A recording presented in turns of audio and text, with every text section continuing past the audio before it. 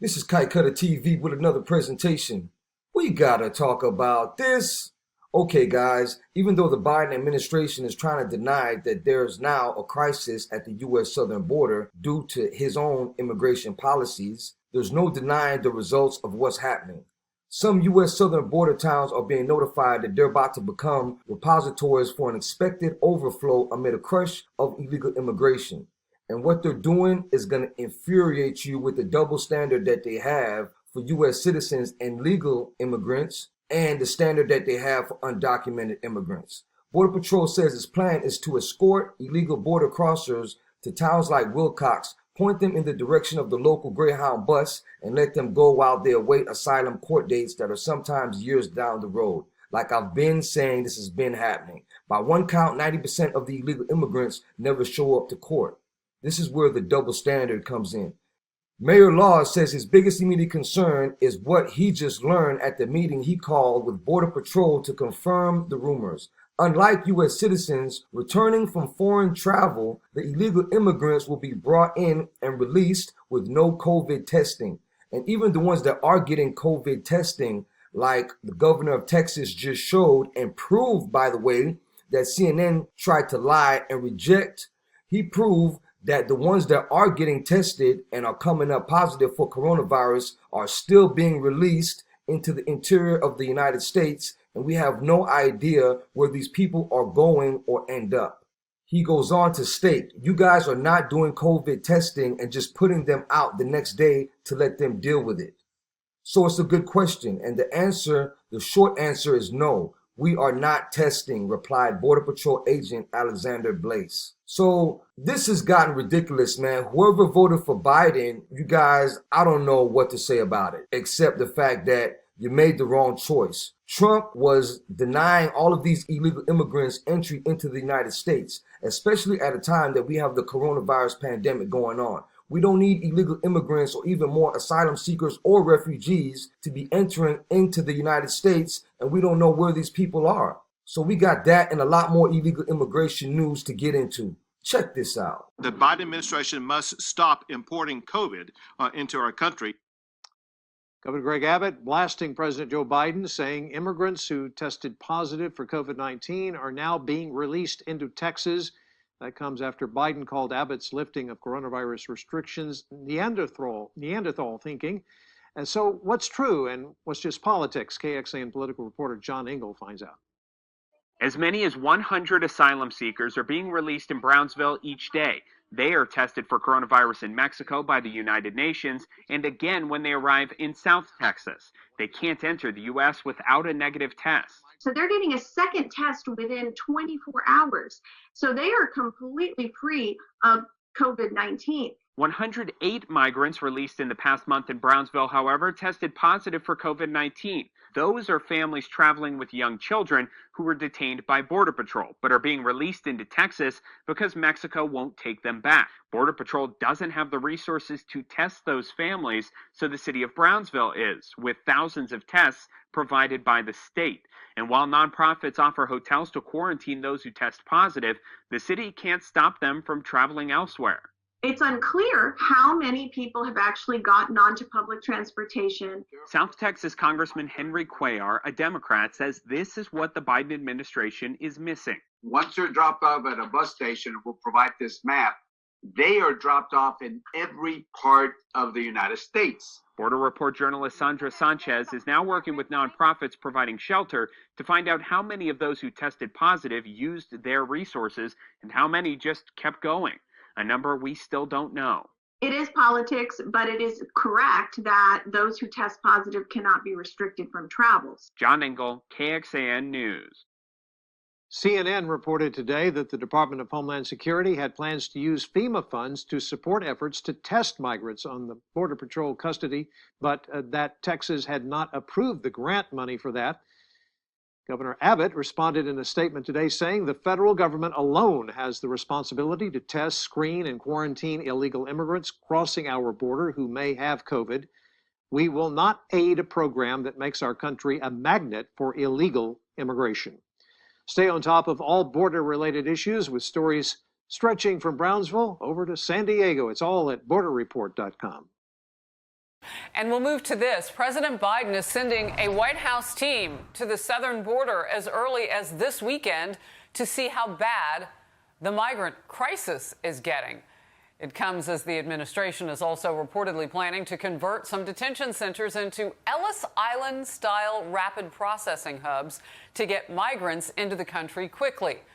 And also, Texas Governor Greg Abbott is going after the administration for letting COVID-positive migrants into the United States. Yes, that is continuing to happen. We know the numbers are growing. And rejecting a proposal to partner with FEMA, this is the governor of Texas, to test and potentially quarantine infected migrants. The governor says this: instead of doing their job, the Biden administration suggested it did not have the sufficient resources and remarkably asked Texas to assist them in aiding their illegal immigration program. Texas refused. We will not aid a program that makes our country a magnet for illegal immigration. I want to bring in Senator Ron Johnson, Republican from Wisconsin. Senator, thanks for being with me today. This is getting worse by the hour. Why is it so difficult for anyone to understand that this is not the time to let COVID-positive people into the country? Well, good morning, Harris. Because the Biden administration is committed to open borders and catch and release. Remember, it was DHS Secretary Jay Johnson under the Obama administration said that a really bad day for him was over 1,000 illegal immigrants being apprehended at the border. We're over 4,000 a day. I mean, that is a caravan a day, and we're not properly testing people for COVID. We're just releasing them. It's catch and release. It was a humanitarian crisis back in 2014, according to President Obama. What would you call this? So, no, this is a disaster, but this is a disaster created by the Biden administration's open border policy, the fact that they stopped building the wall that was working. All these policies, the migrant protection program, the agreements we had with Central America, these things worked. We brought down illegal immigration dramatically, and it's heading right back to that same level. There was a crisis level in May and March of 2019. You know, I want to get this in there. And by the way, the facts on this are shifting all of a sudden. I mean, they're getting some major press back. Greyhound Bus Company is now asking the federal government for emergency funding, Senator, to transport those migrants. And the company's CEO reportedly sent this letter to DHS. It says in part, "We need assurance that any detainees released by ICE have proof of a negative COVID-19 test, similar to the proof required for international airline passengers who arrive at U.S. ports of entry. It is critical to public safety." Again, this seems logical. They didn't think of this? No, and again, we don't have the facilities to take care of these people, which is why we just we process and we disperse them to all over America. And this is a national security issue because there are also things called special interest aliens, people not necessarily from Central America or Mexico, but from the Middle East. This is also a national security problem, and it's just a pipeline for the drug cartels and transnational criminal organizations as well. So this is a huge national security issue that the Biden administration is saying is only a challenge. No, this is a crisis. This is a disaster, and it's a disaster of their own making. Look, I want to get this in. This is coming. Our own Peter Doocy has caught this Reuters report, Senator. The Biden administration reportedly is considering a military base in Virginia, and we will work to confirm. We know about which one, but I want to make sure that we're spot on the money with it. They want to consider that military base in Virginia to house unaccompanied migrant minors due to an increase in crossings at the border. It's exactly what you said. They're running out of room. And now they're going to shift this. I don't know if that's HHS, if that's the military, if that's the Pentagon, rather.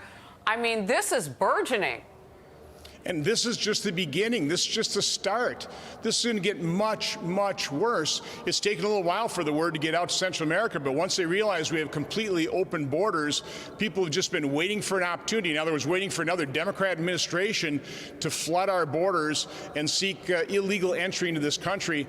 Again, we've only seen the tip of the iceberg here. Taking a look at the results for today's topic of the day, are you concerned about the migrant influx? 87% of you said yes, 13% said no, and many of you sounded off tonight.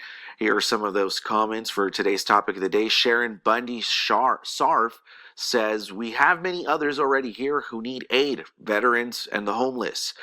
Well, Tony Grider says we do not have the resources or support structure to deal with so many. And John Morgan says we should help them out. Oh, thank you so much to everyone that participated in today's topic. As always, you can vote by going to kyma.com/polls. Well, the Supreme Court ruled against an undocumented immigrant who challenged his deportation order. Justices ruled 5-3 against Clemente Pereira, a Mexican national who came to the U.S. illegally in 1995. The court held that under immigration law, he bears the burden of proving he is eligible to have his deportation canceled. Pereira received the deportation order after he was convicted of using another person's social security card. The immigration judge then refused to cancel the deportation, ruling that a crime involved moral turpitude. Pereira's lawyers questioned whether the crime actually involved moral turpitude. From the White House to the Florida State House, the goal is to get the vaccine into as many arms as possible.